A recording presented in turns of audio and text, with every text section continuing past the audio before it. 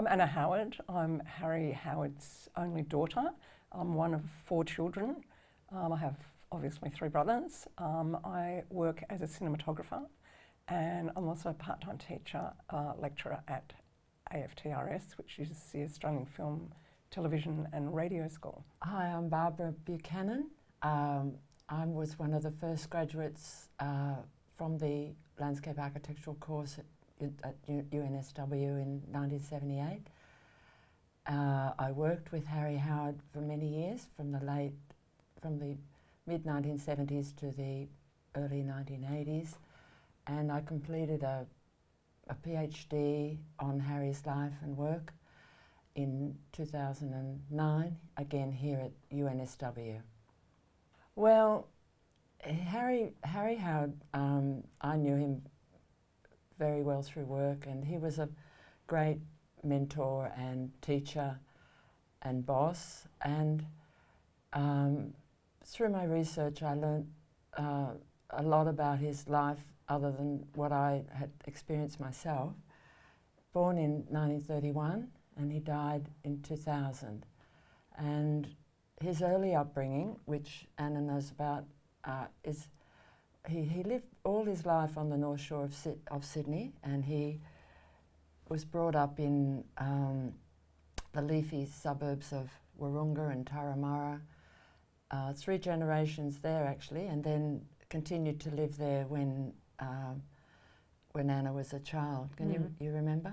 Yeah, so Dad was actually, so he was really passionate about that area of Sydney, the Sydney Sandstone area, and we spent a lot of our lives, because we live very close to Ku-ring-gai National Park, so we spent a lot of our time there, and we spent a lot of time up at Bobbin Head, and always seemed to be in the bush, like whether we were playing or going on family outings.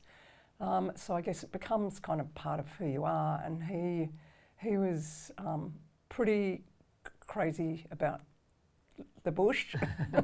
He used to drag us on these endless bushwalks. He used to like stop the car and go, "Oh my God, there's a such and such, what's it doing up there?"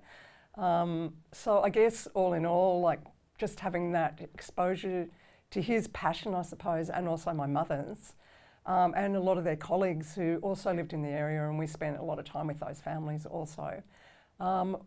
It's kind of carried on in the family. It's become a really an innate thing, and we've passed it on to our kids now. So it's, there's a lot of camping, a lot of bushwalks. So it was a great way to be brought up, really great.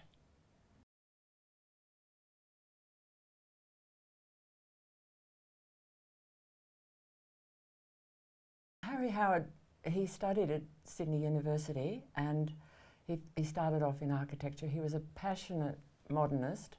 The really exciting part of the whole world of architecture and then landscape architecture came about at 7 Ridge Street, North Sydney, which was this amazing experiment, a social experiment between Harry and his friends, all his mates, Ian Mackay. They all got together and designed this building in North Sydney, and then it was a multi-level building, and all the big names, weren't they? The big names of design were there, not just architects. There were Gordon Andrews, Harry Williamson, David Moore up on the top floor. It was a building they designed to work like an atelier, and so then everybody was in constant. The way the stairwell worked, it was all open, and everybody had a lot of contact with each other, wasn't it? It was amazing, and we used to go there. Friday nights was the place to go. On a Friday night, everybody piled into that building, and there'd be a lot of parties, and because apart from being really intensely focused on their work of architecture and landscape architecture, they were great party animals. So it was great fun, and for me it was such a wonderful place to work, because it was full of life, full of ideas, full of everything really, and we all had a great time. but there was a lot of serious conversation that went on as well. So the social events and this getting together were always collaborative ideas going, cross-fertilisation of ideas, so that people, there wasn't a sense of competition, was there? No, not at all. It was, and all the families knew each other, and it was a great place to work. Something that I think was very special to that time, because this is the time, when I went there, it was the time of when Whitlam was elected, Gough Whitlam, and things were opening up for men and women everywhere. In Australia, there were so many exciting things happening, and that same feeling was the feeling that was at 7 Ridge Street, wasn't it? It was a mad, kind of mad at times, but also really innovative. And so the architecture, the Sydney School of Architecture, sort of merged to become the Sydney Bush School, as I've called it in my thesis, is about how Bruce Mackenzie was on the bottom floor, Harry Howard's office was on the second floor, and Bruce Rickard was on the next floor above.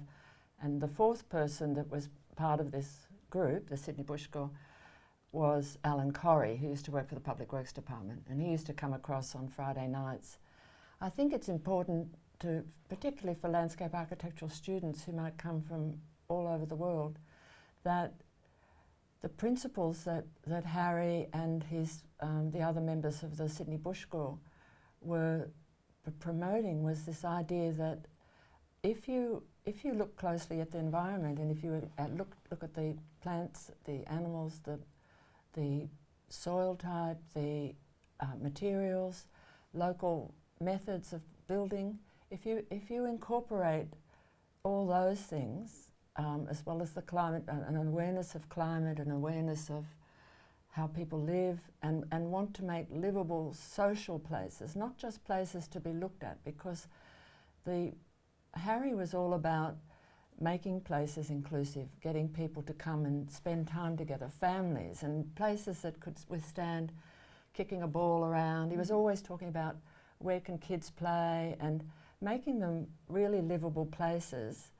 If you do that in whatever country you're in, but taking note of the absolutely unique qualities of the place that you're in, you can achieve wonderful things that have local identity and local sense of place. And that was something that drove all of the four men. They didn't actually talk about it that much, but when I investigated their work, that was the thing I found. And the interesting thing I also found was that all of them had grown up in the bush.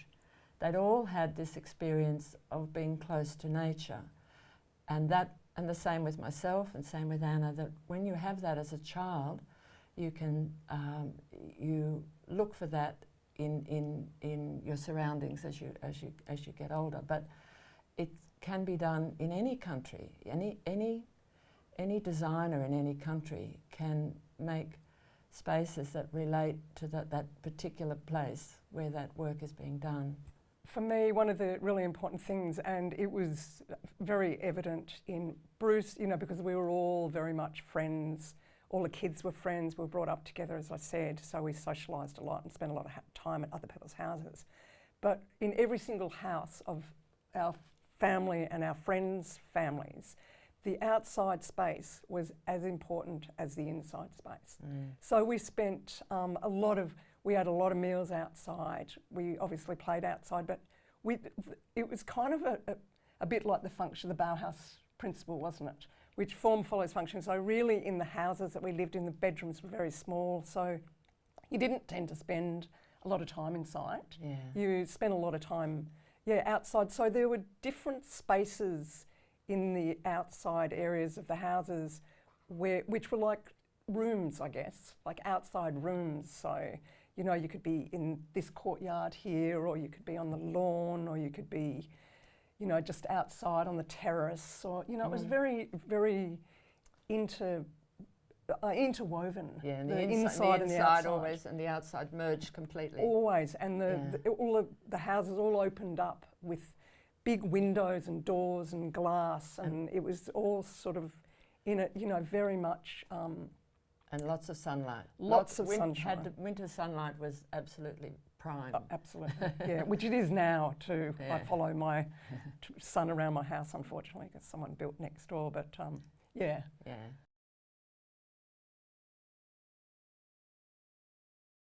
So Harry was very involved in the founding of AILA, the Australian Institute of Landscape Architects.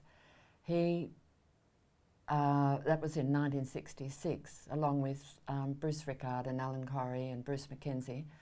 So they played a major role in that. And Harry's first landscape job that really sort of got him started and he began to get acknowledgement was the amphitheatre at the Bush School where Anna went to school. It was an outdoor amphitheatre, very simple, but very set in the bush with the trees around it. But it was absolutely new for that time and place. Nobody had ever seen anything like that before. And from there, in the early 60s, he sort of fell into a job at Lane Cove Council with Bruce Stuckey and Jack Hartman, which ended up going on for several decades. He worked on that at Lane Cove as a consultant for many, many years.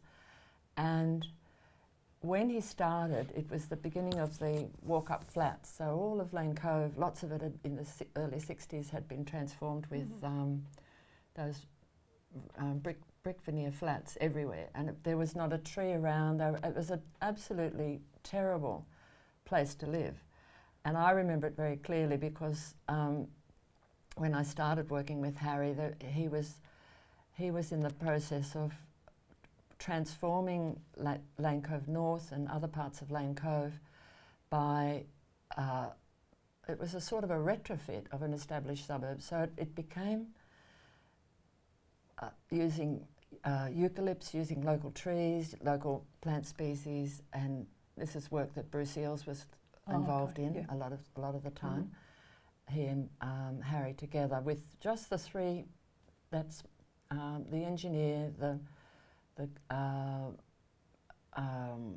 Bruce Stuckey was the council open space manager, and Harry, just the three of them would transformed Lane Cove with, they did it in two ways. They did it with the council did lots of plantings in the street and converting, Harry and Bruce Eales would design parks, and the parks would be built.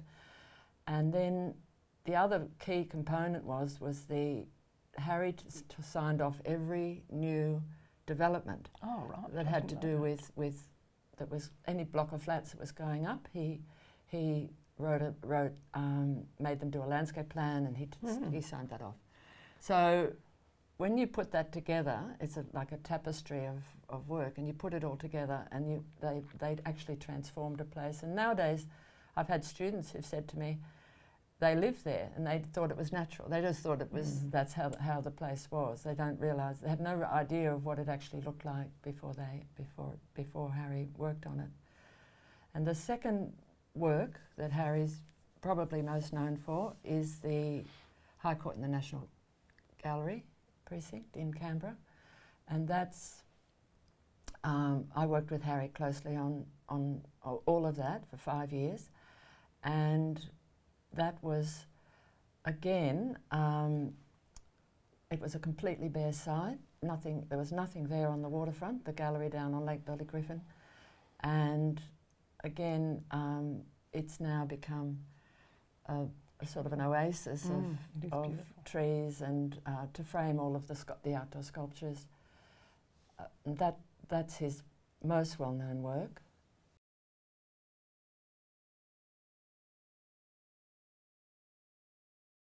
I think Dad's legacy is really important because I think he just his passion for living in a great environment. I think, I mean, a lot of it's about just, as Barbara was saying, like Lane Cove was a really great example of just, closing roads and making areas more habitable. Whereas now it's just, it seems that we're becoming further and further away from our natural environment. And so I think the important thing is with every new development that encouraging, or not so much encouraging, but probably with every new environment and development, making it compulsory really to bring the bush and the ecology into your living environment, because not only does it make you feel much better, but it has so much benefits in the way of, temperature regulation and just, it's sort of a bit of a no-brainer really. And yeah, I mean, we all like to, well, I do anyway. I live in a very green council area and spend a lot of time still down the road from my place in the bush at Balls Head. And it's really good for your soul, I think. I mean, I think one thing, like in Australia, obviously, like from a very early period of time, I've just spent some time in the Blue Mountains, and I stayed at a friend's place who lives close to the Grose Valley. And so it's the most stunning, beautiful environment. But then probably only 50 or 100 metres up the road, it's just completely planted out with non-Indigenous plants. And it's very strange. Like, I find it very uncomfortable coming from an environment where all the trees and the birds and insects are in this place, and the sounds and the smell of it. And then just so closely to that is a place that's, particularly in the wintertime, barren of all of those things. So, I think it's really important to make sure that you know your environment. And I think that regardless of whether you live in Australia or wherever you live, that it's important to understand the natural environment and to bring that into where everybody lives, and to maintain that and not to destroy it.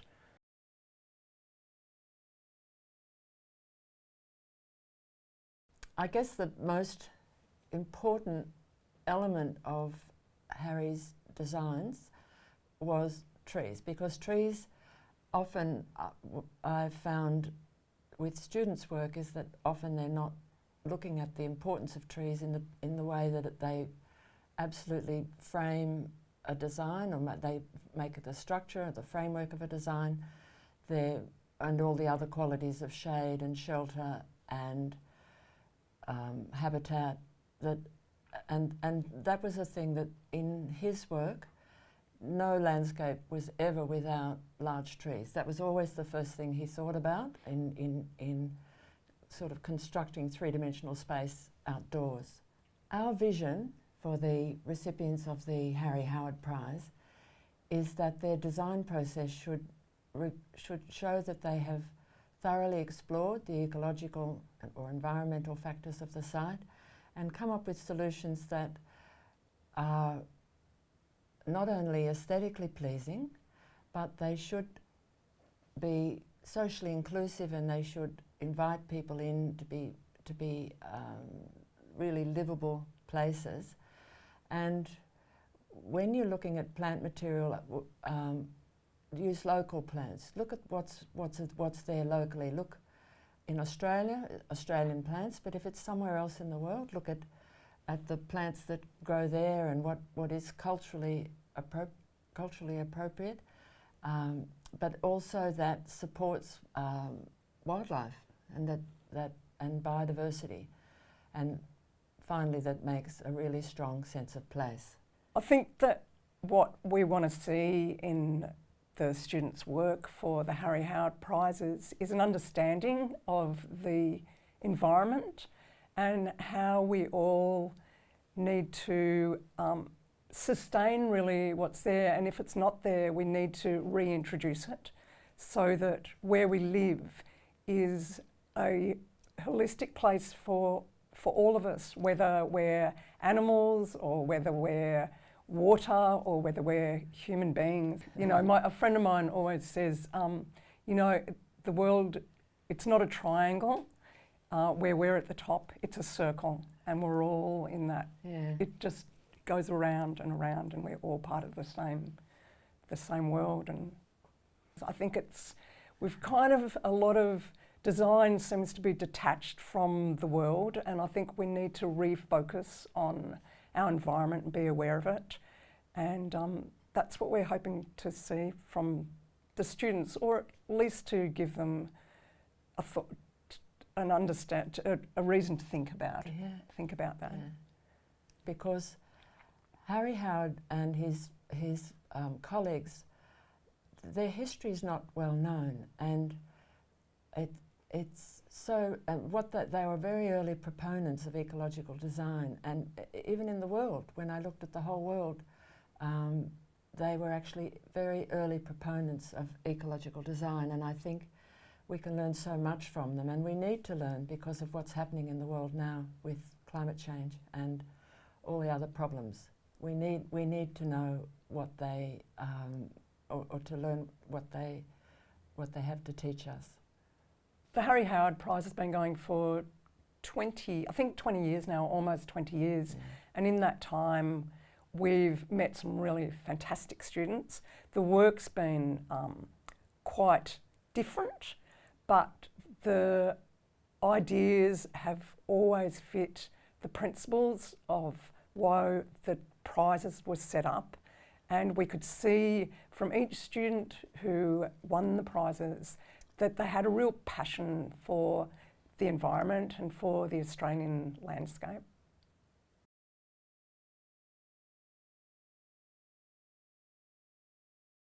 We hope that the prize money will be used for students to go out and further their experience of the Australian landscape, that they to gain a greater understanding so that it enriches their work, and that they can come back and tell them the next cohort of students about what they've seen and what they've done, and to try and reinforce these ideas. That's a really tricky question, actually, because all the students that we've chosen have been all very different, haven't they? Yeah. And they've come at their projects that they've put in for the prizes have been really quite different. But I guess in the end, the fundamental thing is their understanding of the environment. We wish you all, obviously, really good luck with your designs, and I'm sure they'll be fabulous. It's important, regardless of where you come from. The Harry Howard Prize is about the designs that you do here in Australia, in your work here, and in your designs here, because you're given specific sites. You need to embrace the environment that you're in here and submerge yourself in the research and the time you spend in the site to see what is there already and to use that in your designs.